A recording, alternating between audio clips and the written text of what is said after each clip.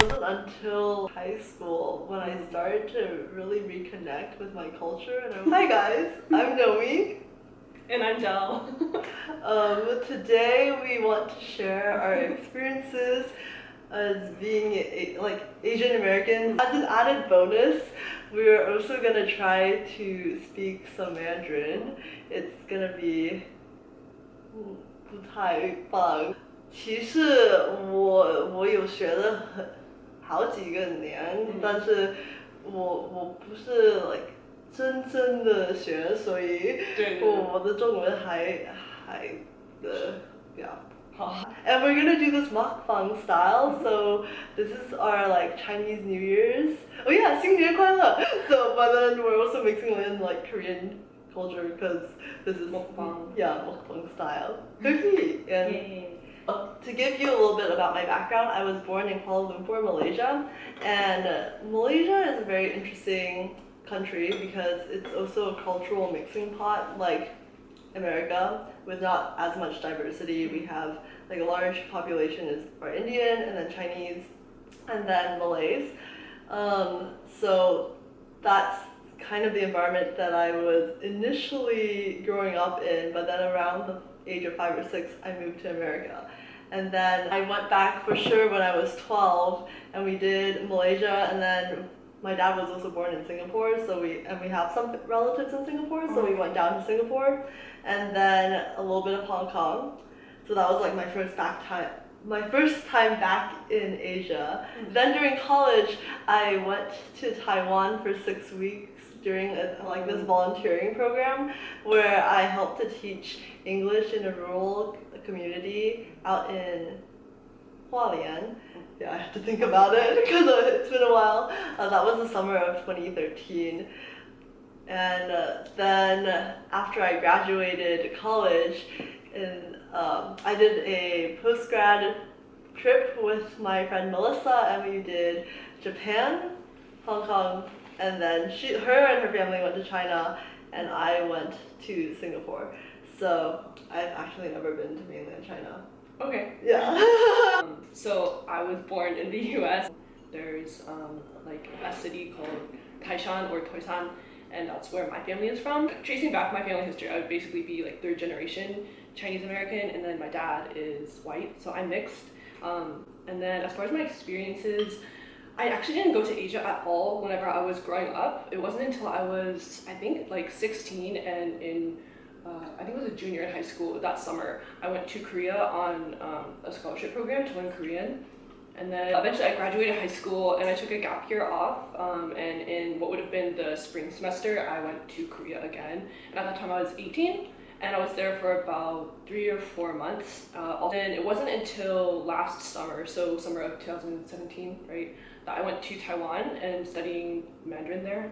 But I also have never been to mainland China, but I'll be going there soon. In a week, I'll be going to Beijing for an exchange at Tsinghua. So yeah. 你说你没有去亚洲，16岁，你16岁才去亚洲。So how was your experience like that? I don't know, that's pretty interesting because obviously I was born there, so growing up here I had granted very vague memories of Asia, but you never had any memories of Asia, so did you have expectations of it, and then were they met, were they shattered, or how did that go? Yeah, so I had a lot of expectations, and I've always been really interested and connected to my Chinese heritage, and being Asian American was a big part of my identity. So I had a lot of expectations for going to Asia, but I never expected that it would be Korea that I first go to. I always thought it would be China and visiting family there, or just kind of reconnecting with my roots. And so for my first time in Asia to be in Korea, where I don't really have connection there, was kind of interesting.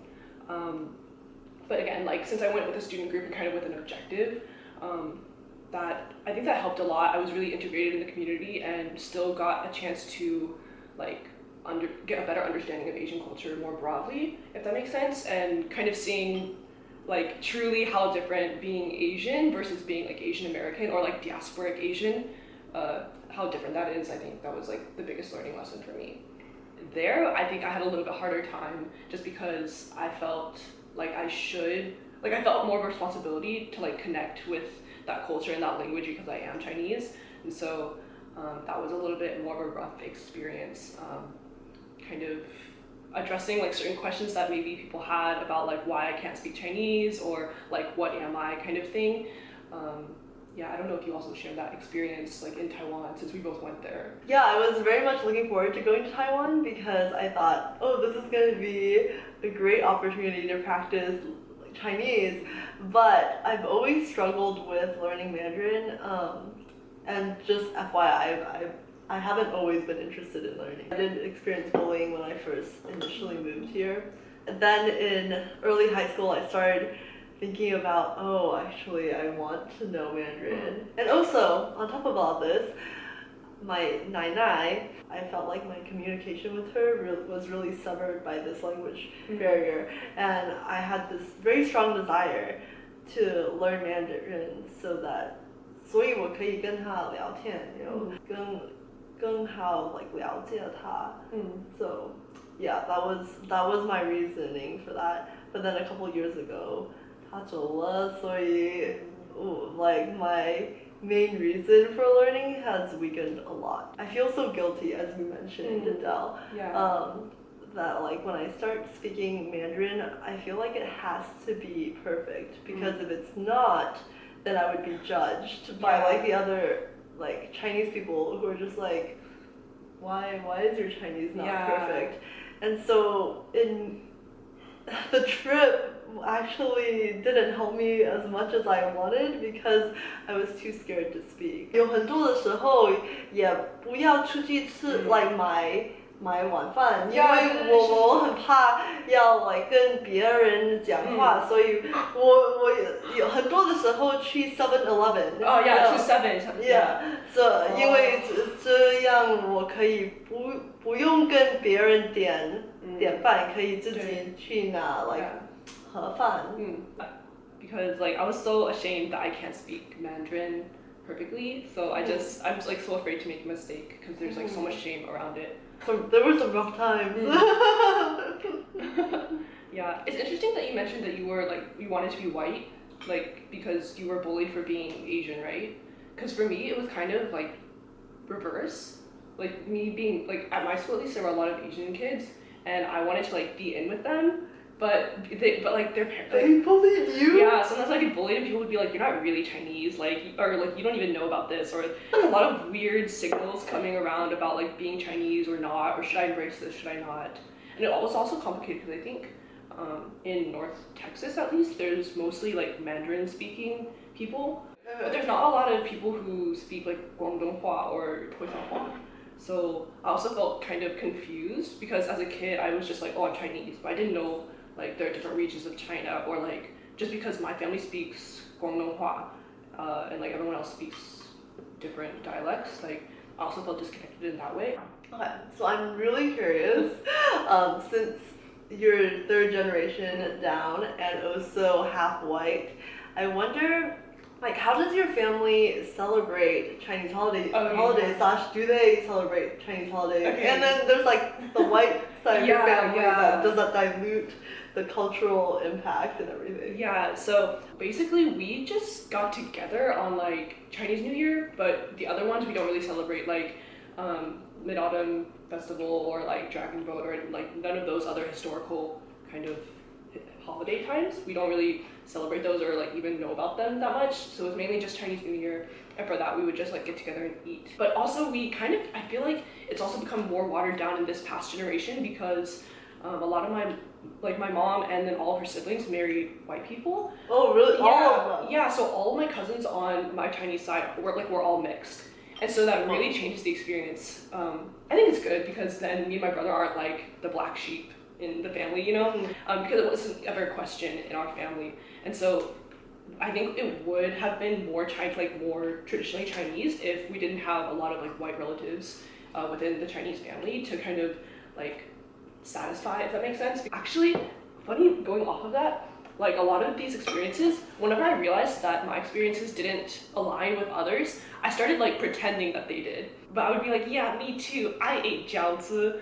And I would like say, even though I had no idea what that meant. Because I was like trying to fit in and like be more Chinese and stuff, but I think that's kind of funny. That is so interesting. And like, I think it's so important to recognize too that China is such a huge country that there are like, you know, subcultures within it. And then my family is like from South China, Fujian area. And then I think it's also interesting too because my family is not directly from mainland China either. Like it's my grandparents who are from mainland China, but my parents grew up most of their life in Malaysia. And so our, like the way that we eat too has a lot of Indian influences and Malay influences as well. And then as for celebrating the holidays, we don't celebrate necessarily all of them. Of course, Chinese New Year's, my dad is always like, that's the biggest one, you know, in China and in Chinese culture. My dad's like, no matter where you are in the world, like in the future, you must come home. I will be home, Dad. I think it's interesting what you mentioned about your relationship with your nai because I have kind of somewhat similar thing with my gong actually. He's like the closest, he's the most direct link that our family had to like our roots in China because he was the most recent person born there. But unfortunately he passed away before any of me or my cousins were born. There was no way for them to like teach us or for us to learn it because also most Chinese schools I think run in Mandarin and not like nobody really teaches Cantonese or even like our specific dialect Toisan. So yeah, kind of losing that link was also pretty devastating. Whenever I like became more connected to being specifically like Cantonese and speaking Toisan and having that culture and realizing that it's unlikely that I'll be able to fully like reconnect with that culture because of losing this person in our life. Alright, now that the main course is over, time to eat the snacks. Okay, so wait, can you read this? This looks like some kind of melon thing or like, wait. I can't believe I didn't recognize that that's my last name. Chen. Is that your name? Chen, yeah. Oh, yeah, Tan is the Hokkien variation of it. See, Chinese names in English always mess me up. That little ball. Ooh. Oh, I think I've had these before. Ooh. That's good, right? How would you describe this flavor? I think of it as like a candle. What? A candle? Yeah, like if I can imagine like this as a smell. Like a candle smell. Okay, I know what you mean. Also like, I don't know, it has like a warm undertone. Speaking of which, in Mandarin, 味道 is both like smell and taste. Yeah, because your smell and your taste is like the same sense, basically. Very similar. Alright, let's try this. Not sure what this is. But they don't typically look like this. Yeah, I didn't get the ones that have this kind of outside. They're typically like a block. Like actually like a cake little form. Because this outside is more like, not croissant-ish, but kind of yeah, like I was gonna say, yeah, like it's flaky. I like it. So this stuff, is it like a cookie? I don't know. It's peanut filling. No. Yes. No, I don't know.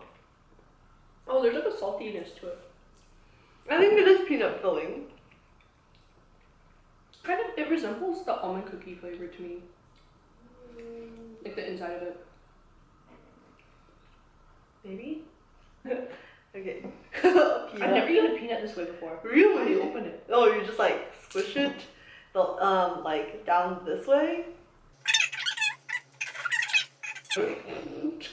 What a mess I am. It's all good.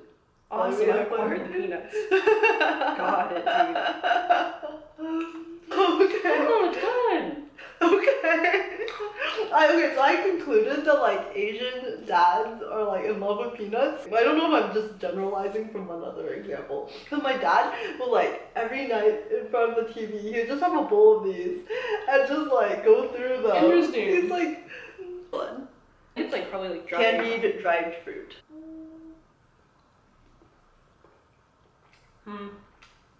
No, definitely not a mango. What is that? Oh, it's like sour.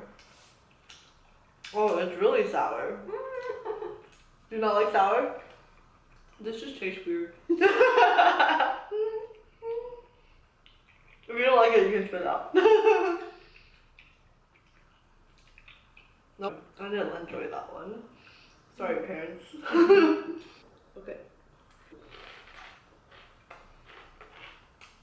Yeah, I'm not sure if it's like a Malaysian thing or a South kind of thing. I'll have to look into it.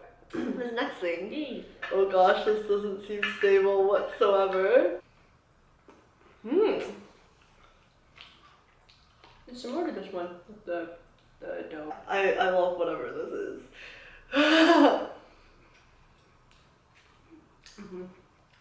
The more I eat it, the more I like it. And last but not least, we have the almond cookies. It's so crumbly.